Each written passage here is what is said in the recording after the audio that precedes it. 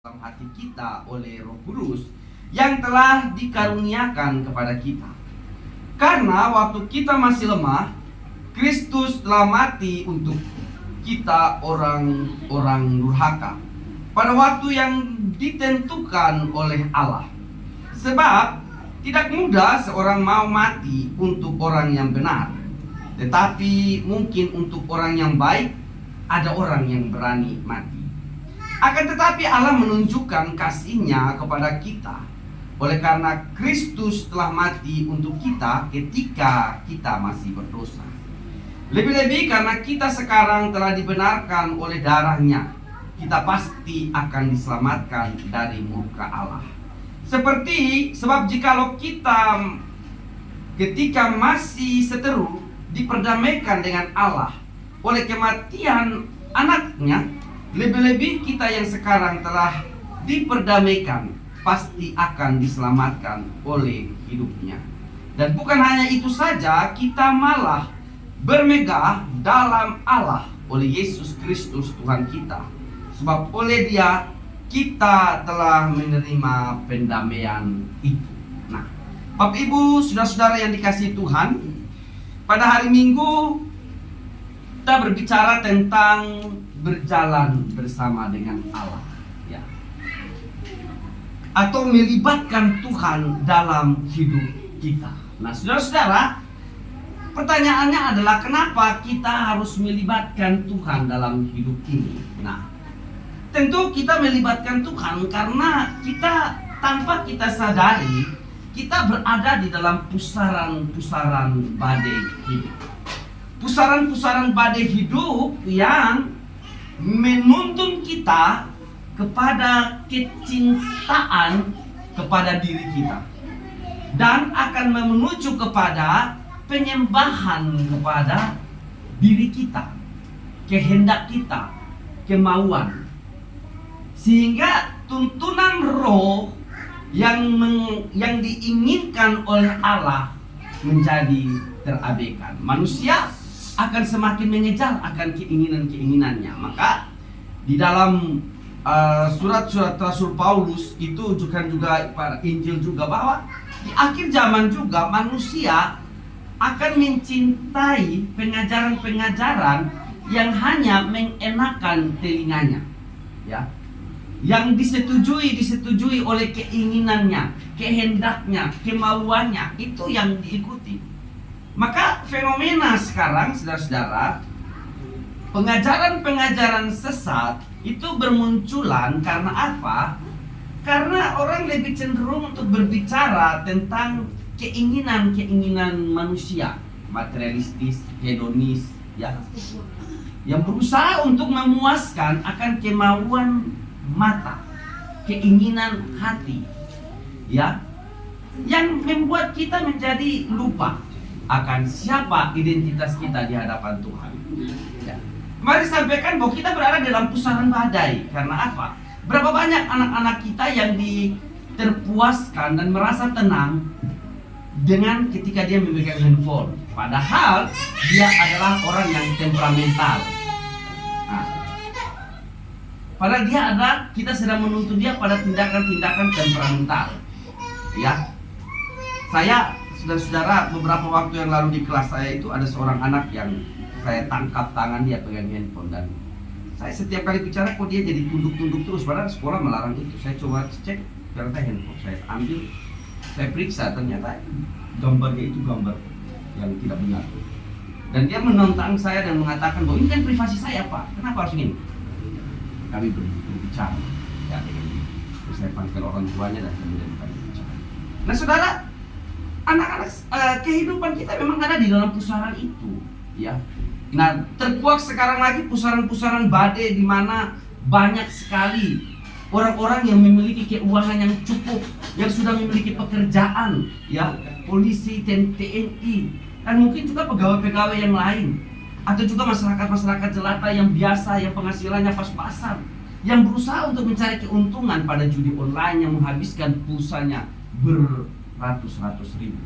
Kita berada di dalam pusaran itu. Nah, kemudian kita dituntun bahwa ketika berada di dalam pusaran itu, maka para murid menyadari bahwa ada kekuatan yang saat itu mereka biarkan tertidur, yaitu Kristus. Ya, dan ketika Kristus dibangkitkan, maka badai itu pun dapat berlalu. Nah, saudara, poin kita pada hari ini adalah kita berbicara tentang hasil pengenalan akan Kristus.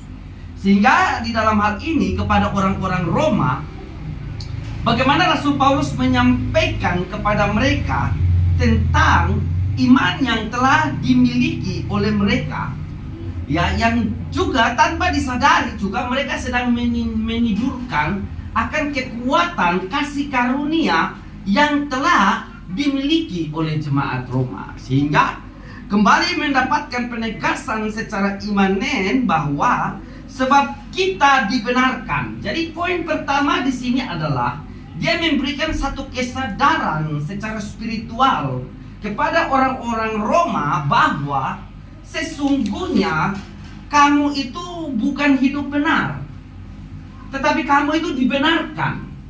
Ya. Jadi kalau kita ini bersalah, maka kita dibenarkan. Nah, proses pembenaran itu dilakukan oleh siapa? Yaitu oleh Kristus.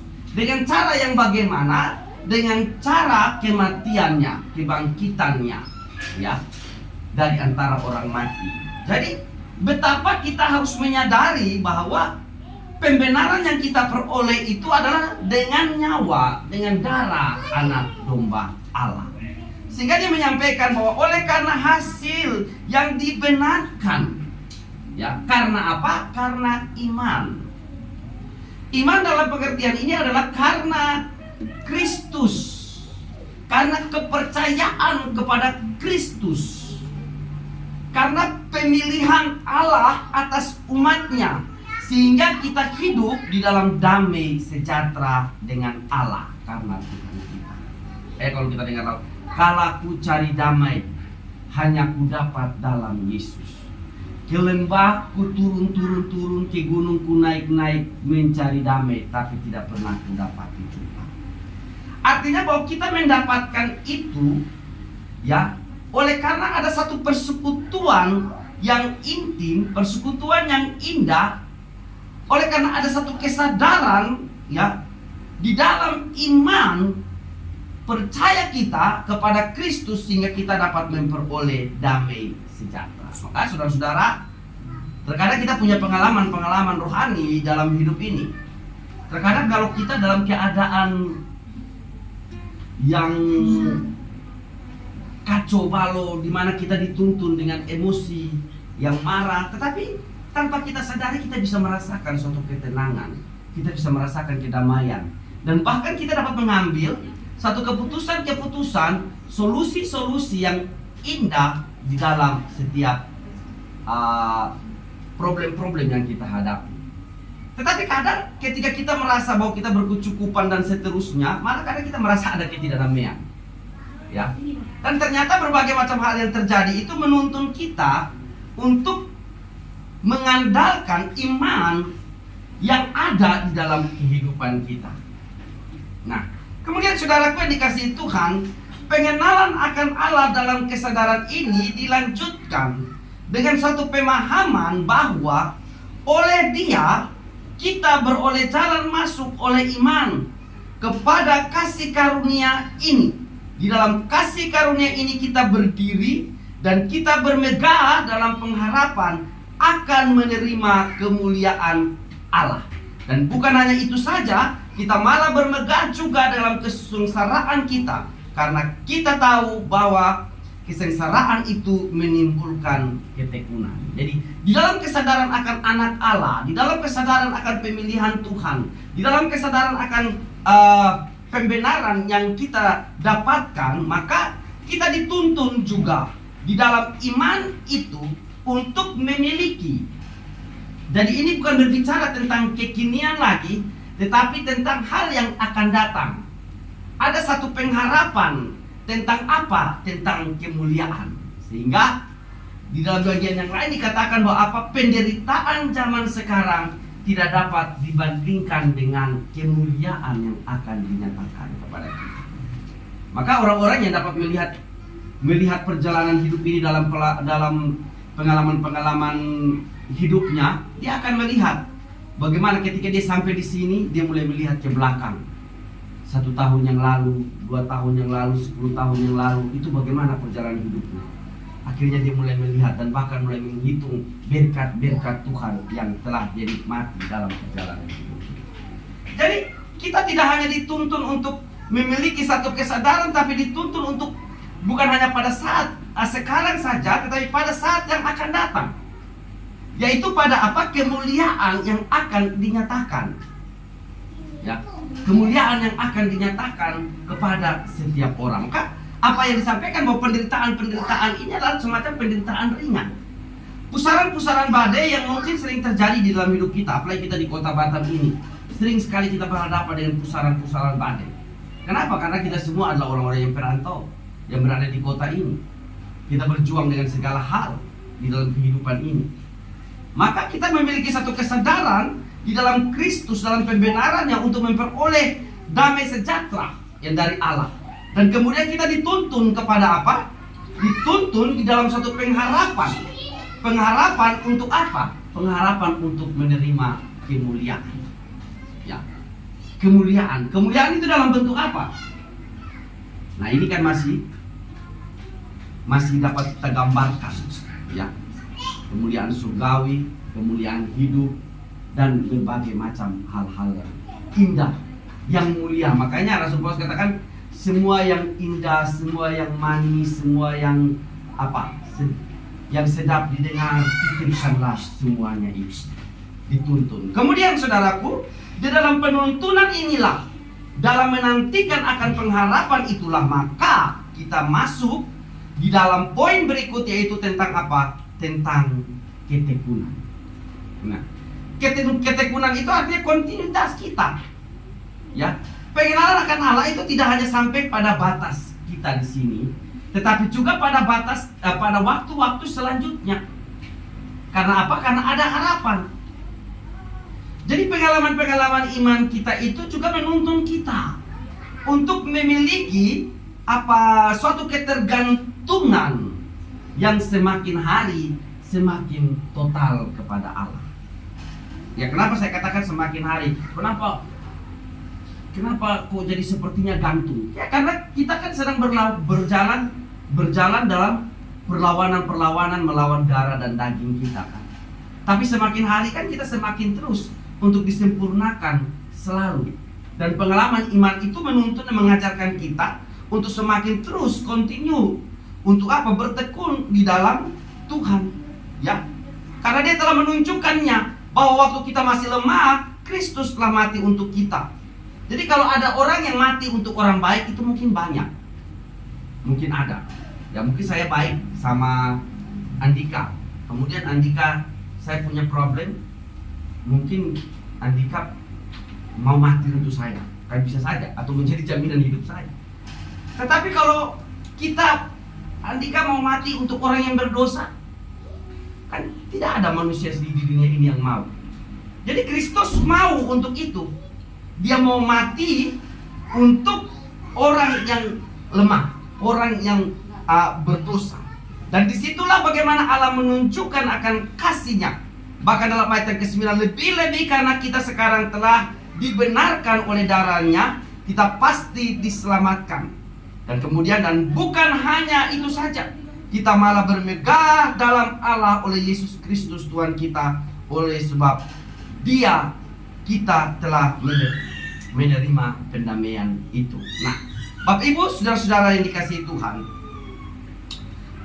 dalam pusaran-pusaran badai kehidupan, maka kita dituntun untuk terus bertumbuh di dalam pengenalan akan Tuhan. Sehingga di dalam pengenalan akan Tuhan itu kita dituntun untuk terus merayakan. Merayakan apa? Merayakan hari kemenangan itu. Jadi orang Kristen, kalau kita berbicara tentang hari Minggu adalah hari Sabat, itu juga salah. Karena hari Sabat itu sebenarnya jatuh pada hari Sabtu. Tetapi anak manusia adalah Tuhan atas hari Sabat. Ya, anak manusia adalah Tuhan atas hari Sabat. Jadi Kristus adalah Tuhan atas hari setiap hari. Maka setiap hari itu juga menjadi hari Tuhan. Dan kita dapat beribadah di dalam setiap hari. untuk bertemu dengan Tuhan. Dan di hari Minggu kita beribadah bersama-sama di dalam suasana sukacita untuk merayakan kemenangan Kristus, kemenangan Tuhan atas maut.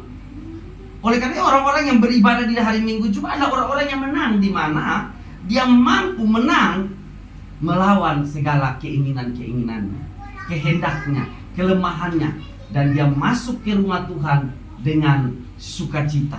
Dia masuk ke rumah Tuhan dengan penuh kegembiraan. Dia masuk ke rumah Tuhan dengan penuh sorak-sorai untuk bertemu bersama-sama dengan saudara-saudara seiman. Maka hampir setiap kali kita beribadah kan kita bersalaman. Masuk dalam gereja, shalom, apa kabar? Karena kita merasa bahwa kita menang, salam kemenangan.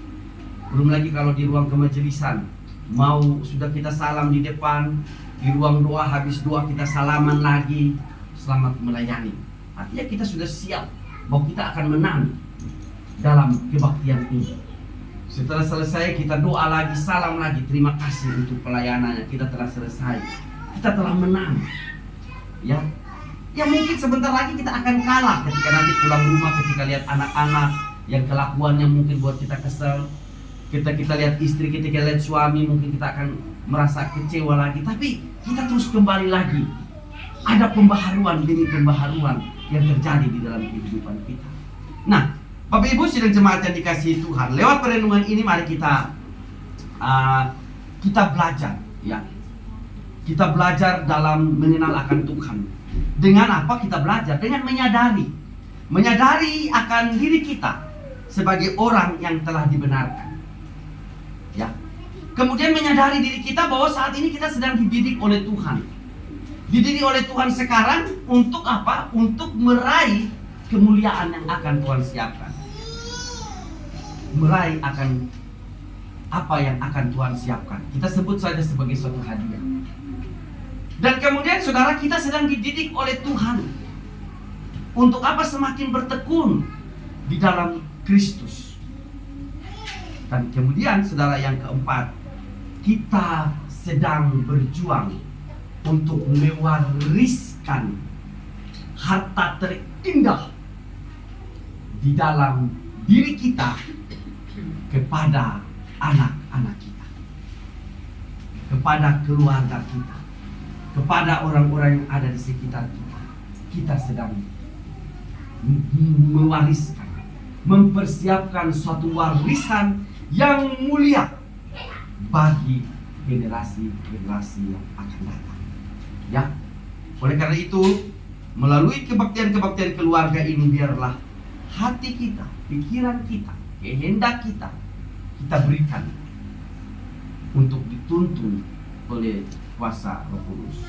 Tadi saudara Andika berkata, mari kita persiapkan. Saya sering Ibu Ariel yang pimpin hati dan pikiran kita. Artinya kita sedang mempersiapkan jiwa kita, kehendak kita agar dipimpin oleh Roh Tuhan untuk terarah, supaya Roh itu dapat tinggal di dalam daging kita. Tidak kita tidurkan dia, tidak kita diamkan dia, tetapi kita gelorahkan itu, ya. Api itu kita nyalakan dan hidup dan membuat dia menjadi bersinar, ya, bersinar, ya. Satu api kecil, datang lagi satu api, makin lama makin besar, dan akhirnya nyala kita semakin terang. Tadi sudah, jadilah terang. Yesus menginginkan daku bersinar. Kiranya Tuhan Yesus menolong dan menopang akan. Mari kita bersama-sama.